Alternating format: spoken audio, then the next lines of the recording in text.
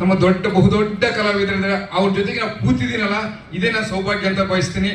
ಜೊತೆಗೆ ನಾನು ಎರಡೇ ಮಾತು ಹೇಳ್ತೀನಿ. ಈಗ ನಮ್ಮ ಏನು ಹಿರಿಯ ಕಲಾವಿದರು, ಮಾಜಿ ಶಾಸಕರು, ಸ್ವತಃ ಕಲಾವಿದರು ಅಂತ ಭಾವಿಸಿದ್ದೆ ನಾನು. ಅವ್ರ ಕಲಾವಿದ್ರ ಜೊತೆಗೆ ಬರಹಗಾರರು, ನಾಟಕಗಳು 4 ನಾಟಕ ಬರೆದವರಂತೆ. ಇದು ಸಾಮಾನ್ಯ ಕೆಲಸ ಅಲ್ಲ. ದಯಮಾಡಿ ಈಗ ಅವರೇ ಹೇಳ್ದಂಗೆ ಈ ನಾಟಕಗಳ ಈಗಿನ ಕಾಲದಲ್ಲಿ ಆಡೋದು ತುಂಬಾ ಕಷ್ಟ. ಆದ್ರಿಂದ ದಯಮಾಡಿ ನಮ್ಮ ಯೋಗೇಶ್ ಬಾಬು ಅಂತಾರು, ದುಡ್ಡಿರೋಂಥ ದೊಡ್ಡರು, ನಮ್ಮ ತಹಸೀಲ್ದಾರ್ ಅಂತಾರು, ಇಂಥ ನಾಟಕಗಳನ್ನ ಆಡಂತ ಕಲಾವಿದರಿಗೆ ಪ್ರೋತ್ಸಾಹ ಕೊಡ್ಬೇಕು. ಯಾಕಂದ್ರೆ ಅವ್ರು ಪುಕ್ಷಟೆ ಬಂದು ಆಡ್ತಾರೆ. ಯಾಕಂದ್ರೆ ಅವ್ರು 40-50 ಸಾವಿರ ಕೊಟ್ಟು ಒಬ್ಬೊಬ್ರು ಆಡೋಂಥ ಕಲಾವಿದ್ರು ನಮ್ಮಲ್ಲಿ ಕಲಾವಿದರು ಇದ್ದಾರೆ. ಆದ್ರೆ ಬಡವರು, ಅವರು ದುಡ್ಡು ಹಾಕೊಂಡು ಆಡುವಷ್ಟು ಕಲಾವಿದರು ಬಹುತೇಕ ಕಡಿಮೆ. ಅವರು ಇದ್ದಾರೆ, ಬಹುತೇಕ ಕಡಿಮೆ.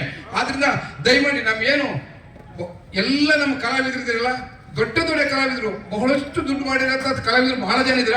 ಅವರು ಕೊಡುಗೆ ನೀಡಿ ನಮ್ಮ ಯಾಕೆ ನಾಟಕ ಆಡ್ತಾರಲ್ಲ ಇಲ್ಲಿಗ ಅಂದ್ರೆ ನಾಟಕ ಆಡೋಂಥವ್ರಿಗೆ ದೇಣಿಗೆ ಕೊಟ್ಟಿಂದ ನಾಟಕಗಳ ಪ್ರದರ್ಶನ ಮಾಡಕ್ಕೆ. ಯಾಕಂದ್ರೆ 4 ನಾಟಕ ಬರ್ದವ್ರೆ ಅವರು ಕಾಲಾವಧಿಯಲ್ಲಿ. ಇವು ಈಗೇನು ತಾಲೂಕು, ಜಿಲ್ಲೆ ಎಲ್ಲ ಕಡೆಗೆ ಕುರುಕ್ಷೇತ್ರ ರಕ್ತರಾತ್ರಿ ಅಂತ ನಾಟಕ ಆಡ್ತಾವ. ಅದೇ ರೀತಿ ಗೌರವಾನ್ವಿತ ನಮ್ಮ ತಿಪ್ಪೇಸ್ವಾಮಿ ಸಾಹೇಬರು ಬರೆದಂತ ನಾಟಕಗಳು ಈ ಜಿಲ್ಲೆಯಾದ್ಯಂತ ಪ್ರಸಾರ ಆಗ್ಲಿ, ಎಲ್ಲ ನಾಟಕಗಳು ಆಗ್ಲಿ ಅಂತ ನಾನೊಂದು ಬಯಸ್ತಾ ನನಗೆ ಮಾತಾಡಕ್ಕೆ ಅವಕಾಶ ಮಾಡ್ಕೊಂಡ ಗೌರವಾನ್ವಿತ ನನ್ನ ಮಾತು ಮುಗಿಸ್ತೀನಿ. ಜೈ ಹಿಂದ್, ಜೈ ಕರ್ನಾಟಕ. ಧನ್ಯವಾದಗಳು. ಈಗ